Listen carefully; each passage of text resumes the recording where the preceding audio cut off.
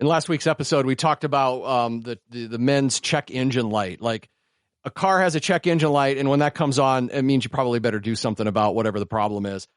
It was part of an episode about maintenance that guys should do. However, we thought, wow, that's a great topic as well. So that's what we're diving into today. So guys don't have a check engine light, but if we did, what things should set it off according to a doctor? That's what we're going to talk about today on Who Cares About Men's Health, with information, inspiration, and a different interpretation of men's health. My name is Scott. I bring the BS. The MD to my BS is Dr. John Smith. Good afternoon. And I understand he has a health check engine light story for us, so I look forward to that. Oh, yeah. Producer Mitch. Hey there. All right, so the check engine light, it comes on. You probably should do something about what's going on. Sometimes the check engine light, though, comes on and there's no noticeable symptoms. Yeah. But a lot of times it comes on and there's other things going on. So if men had a check engine light, what would be the things that if that check engine light came on, we should do something about? Dr. John Smith mentioned erectile dysfunction last week. Is that going to be one in your top 5 check engine lights for men that they should get checked out? It is now. Okay. Well, when I asked you last week, you said that would definitely be one of them. So I would expect that would be on there. I don't know what the other 4 are. This is going to be a lot of fun to see what those things are that if they happen to us, you probably should get checked out because it could be a sign of a bigger issue. Mitch, what is your check engine light story? So after years and years of being underinsured or et cetera, I got real good. Like if you drive a jalopy for years and it's that light comes on all the time, you just jiggle a cable, right? But once I started getting from some real insurance and stuff, I started to pay more attention where I could. But the emergency light that came on a couple of years for me was being chronically fatigued, right?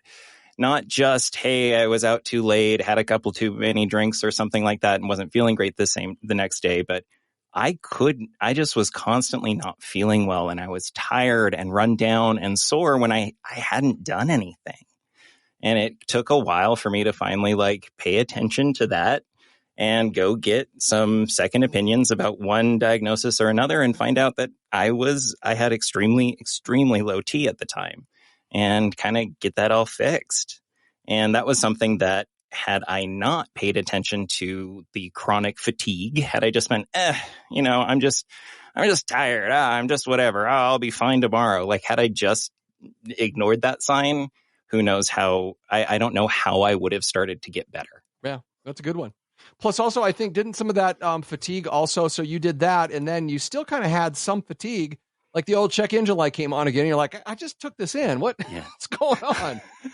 Wasn't it, then you got diagnosed with sleep apnea, right? Yeah, because that was kind of it too, is I was doing better for a while and it wasn't apnea, it was the restless leg syndrome, which now I have medications for. But that was the same thing, is I now didn't feel fatigued through the day.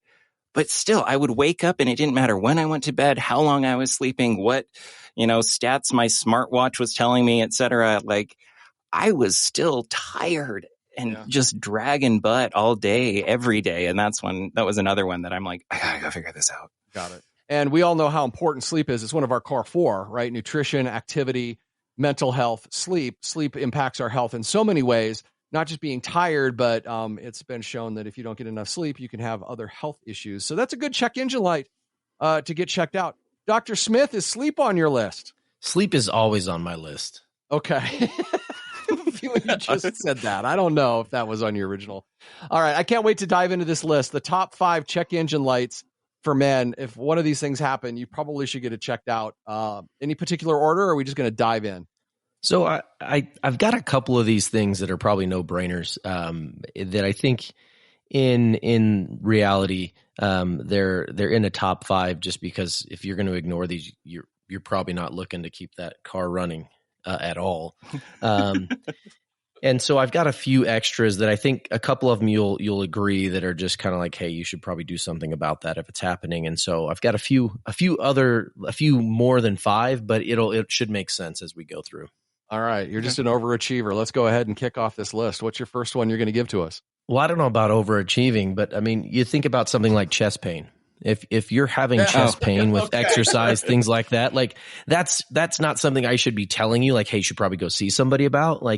that's a serious thing. And that can represent, cardiac disease. It can represent things like that. So, I mean, that's like a number one thing on my list of like, when I'm at my office and I'm seeing people, I'm like, okay, what's the worst thing that can happen from the symptoms this person has, right? Like what would be the bad thing? Or in the case of like chest pain, like this could be a heart attack and kill you. And so that's not something that I hope many of these men are really like just sitting on, right? So I'm putting it at the top because it's one of those things that's a no-brainer. And so I didn't want to add it in my 5, but if we don't talk about it, I think, we're also doing ourselves a disservice in that regard. And so chest pain is one where, if you're having chest pain, even with exercise on a regular basis, like you're like, yeah, man, I'm pretty healthy. I go to the gym, I do my thing, but I get chest pain that hurts pretty bad after exercise or when I exert myself really bad, just go get checked out. I mean, the worst thing that happens is there's nothing wrong with you, and at least but you don't want to end up being the person who has an issue. And so that was one that I wanted to make sure we touched on, because some guys, may kind of push it off. I mean, the guys who probably push it off are the ones who have it, regularly consistent with exercise, like, oh, I just worked out too hard or whatever. Like, don't sit on that. Go see somebody and talk about it. I mean, for some folks, they might be like, oh, I'm pretty sure I would know if I was having a heart attack. We had my buddy Rob on who had a heart attack to explain his experience. And he was debating whether or not to go to the hospital while he was actively having a heart attack, right? Where he's like, it's probably nothing. Do I need to go up there, et cetera? Like, that seems like it would be a big flashing emergency light, but sometimes it's not for everyone. Really, I think, it sounds like a no-brainer, but sometimes in that moment you might be like, do I really need to go to the hospital? And it sounds like, Mitch, your buddy was in that same boat of like, well, is this really something I need to worry about? And so it's worth it. Just make that appointment, go in and see somebody. Something that's akin to that would be shortness of breath.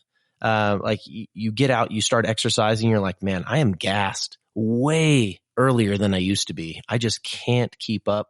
Now, if you haven't been off the couch and used to be a marathon runner and then you stopped and it's been 15 years, don't think you're going to be back to that status when you get off the couch again. I don't mean that, but what I mean is if, you're used to exercising some and you just realize like, man, I am really feeling out of breath a lot sooner than I would before, or just the simplest things start to, cause you to have shortness of breath.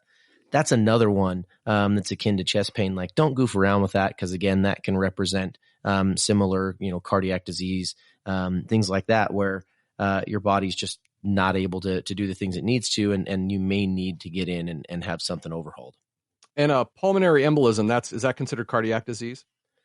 So no, pulmonary embolism is a blood clot that's traveled to the lungs. Right. Because what I'm gonna say here is I knew a guy that was in pretty good shape, and all of a sudden, just like going upstairs, he'd be completely winded. And he went to doctors, and they were like, "Oh, we think it's asthma. Oh, we think it's this. Oh, we think it's that," and it ended up being a pulmonary embolism. Yeah, no, I think there's those things where also. I'll put a plug in for this is if you go and see, your doctor and they, do something and it's not working, like really go back and be like, hey, dude, like this isn't working. I'm still having these symptoms despite this, because, as much as I like to say doctors are really good at their job, I mean, sometimes, we're not perfect. And we feel really bad when we're not, but we want to do our best for you. And if you tell us, hey man, this isn't helped at all. I mean, we should, circle back around and say, okay, what can we do to kind of make this better? Or what else can we look at to make sure we're not missing something? All right. Those are a couple of pretty big ones. You'd think they'd be pretty obvious, but as Mitch pointed out, our guest in the past was debating while he was having a heart attack, whether this was important enough. I could find myself in that same situation. So take shortness of breath, take chest pain seriously. And best case scenario, you go in and they're like, well, we don't see anything emergent. But we'll keep investigating it. What other check engine lights are there for us guys? So I think, Mitch alluded to that huge fatigue. I think that's a big one too. And there's tons of different things that you can have that will kind of exacerbate fatigue. One, sleep apnea. You could have, low testosterone. You could have a low thyroid. You could have, there's a bunch of different things that can make you just absolutely fatigued. And so that's one where don't sit on it, because you can feel better. Ask Mitch. Mitch, how much better do you feel? Oh, so much so. It's just like I now have the energy to do things. I'm sleeping well enough that I feel recuperated the next day. And it didn't matter what I was doing with my diet, my exercise, etc. There was something else going on, Yeah. And there's those things where, I'll have people come to my office and they're like, man, I had a buddy who got on testosterone and he felt great. And I want to just check my T, and we get testosterone labs and their testosterone's like 800. And I'm like, dude, there's nothing wrong with your testosterone. That's not why you're tired. And it turns out that they have sleep apnea, or I send them to their primary doctor to get, some lab work done, and they have a thyroid issue or something that they then work out, and they get treated for, and they're like, man, I feel like myself again. And so there are those things that you really want to watch out for that way. Fatigue is one of those top ones because there are so many different things that can cause fatigue. And so that would be there as one of those ones to just not sit on, because most guys want to feel good, get out, do their thing. And that would allow you to have an opportunity to get out and do your thing, and find out why you're not feeling the way you should. And not necessarily indicating of a life-threatening issue, but definitely a quality of life issue that could play into, I'd imagine, Mitch, that that impacted your mental health when you're so exhausted you couldn't do anything. You couldn't get out and socialize and hang out with people, or just even do the things you wanted to do. So, and I guess that's one of my questions for Dr. Smith is, John, what is the difference between just just I'm kind of tired all the time because I'm working too much, or I'm kind of tired all the time because I'm not sleeping as well as I should, and chronic fatigue? Is there something people should be looking for as far as that emergency light is considered? To me, I think a lot of people, they either have someone mention it to them, like, hey, Mitch, you don't seem as active, or you seem tired or whatever, or you're just unable to do the things you used to do. You start to go and you're like, man, I am gassed. I really just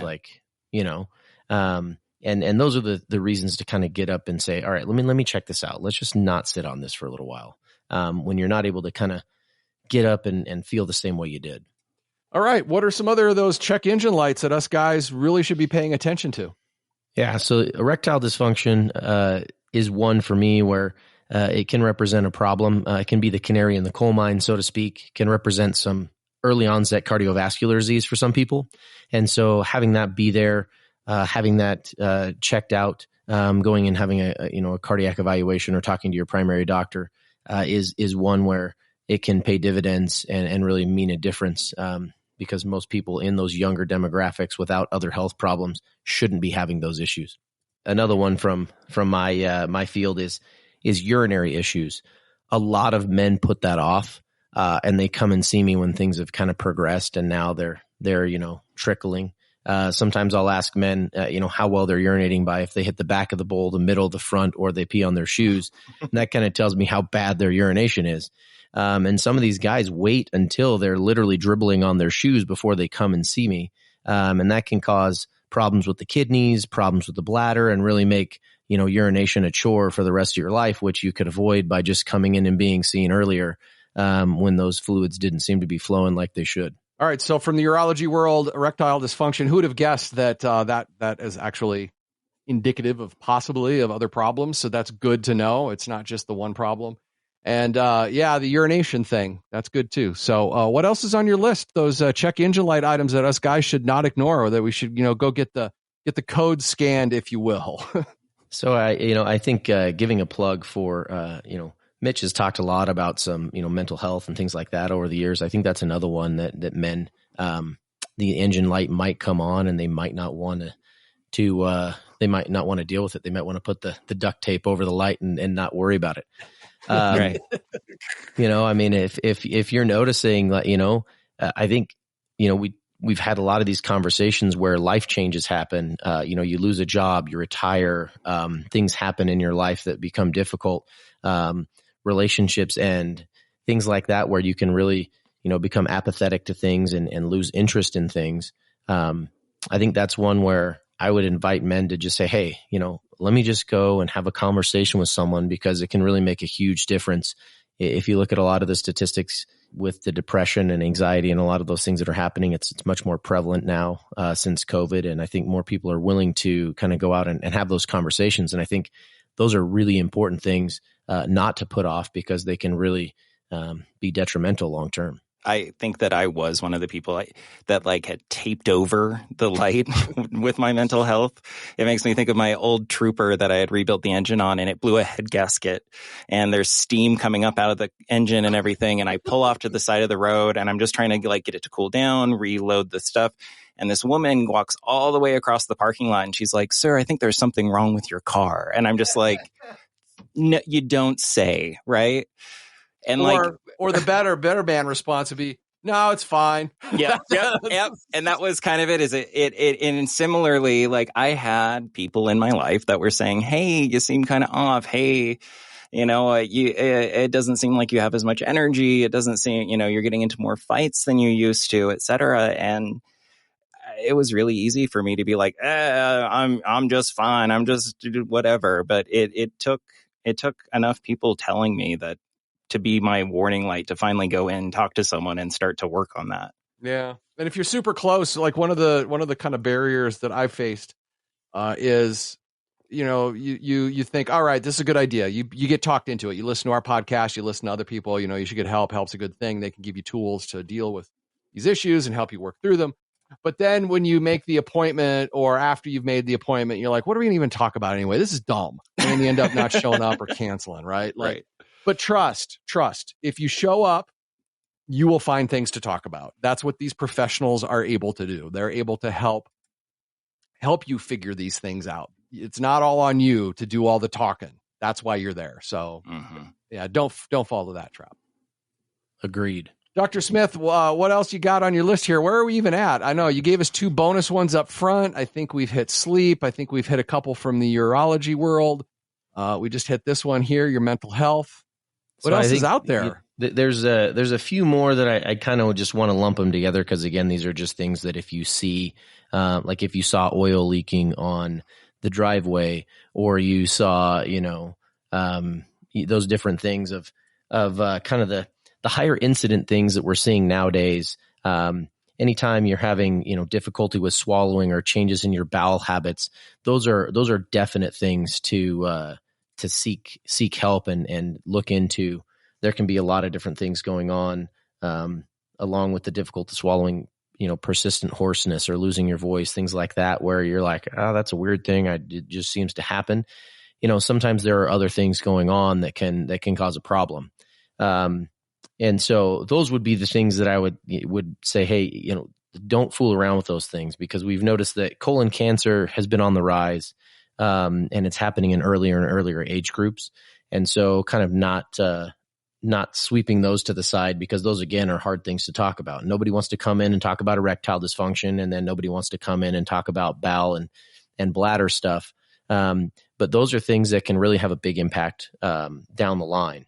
The difficulty swallowing and the bowel habits, I kind of, they can kind of go hand in hand, where you may have some other issues going on in the gastrointestinal tract. So I wanted to make sure that, I kind of touch on that, because I think those are important things not to overlook with the increased rise of colorectal cancers. And also the losing of the voice. We did a podcast on the scoperadio.com network about GERD. Yep. And that's one of the symptoms of that, which I started noticing. My dad, towards the end of his life, started losing his voice, and that could have been old age, but I suspect it was. I know he was on Prilosec, which is a medication you use for GERD. I would suspect that that's what it was. That's my moneymaker, so I take it seriously. Yeah, as you should. And there's a few other things that you can have from that. I mean, long-term GERD can cause changes in your esophagus and put you at higher risk for cancer in that region of the body. So those are reasons to get that treated and not play mess around with it. Yeah. And that's another tricky thing, right? Like the way that tricks us is we might start noticing it, and then we just kind of think, well, this is no big deal. And then we kind of forget how long it's been plaguing us. Right. So obviously all of us are going to have some heartburn because of something we did that might be, for a couple of days. But if you look back and you're like, honestly, this has been going on for a couple of months, that's probably a good idea to get things looked at. And, those are definitely things you want to take a peek at. The last one that I kind of had on my list was unexplained weight loss. If you're noticing that you're losing a lot of weight, that can be a sign of malignancy. And on the flip side, having an inability to lose weight can be a thyroid issue. And so those are two things where, I think men might, get into the mode of like, well, it's just my dad bod, or, I started working out and you're really dropping a lot more weight than you really should, and you're not thinking about it. Those can be signs of problems. And so just keep that in mind. I had a close friend of mine who he had colon cancer in his 50s, but he just started losing weight like mad. I was like, man, you're looking good. You're losing weight. He's like, yeah, I'm not really trying though. Mm-hmm. And in the back of my mind, I was like, that's like, like in the back of my mind, good. I'm like, I mean, because it's one of those things where like, I know, and it's just like, okay, well, that's great that you're losing weight, but at the same time, don't let that stuff kind of fool you. Right. And so those would be the other two things that I would say, just kind of, keep in mind. And those are the things that are going to help you stay healthy anyways. Keeping a healthy weight, watching a lot of these things are, they tie back to the core four in a lot of ways. How much weight are we looking at before we're concerned? Like how gaining much or loss? Losing? Yeah, so about 10 to 15 pounds of unintentional weight loss in a 6 to 9 months. And some people say 12-month period. Okay. All right. So if you haven't changed your diet, if you're not exercising more, if something didn't happen, don't just go, well, I guess I'm blessed. I got I was just, that's what I was curious about, is like when I first got on testosterone and some things started working out and I got active again, I lost a lot of weight. Yeah. And it was just like, and not once did my brain say this could be a problem, right? And I'm fine now. Well, I mean, there was a reason for it, right? Right. Yeah. There is a reason, but it's just, don't immediately think that you're just blessed, right? Yeah, testosterone does have a body composition change over time when you start it, which is a nice thing to have.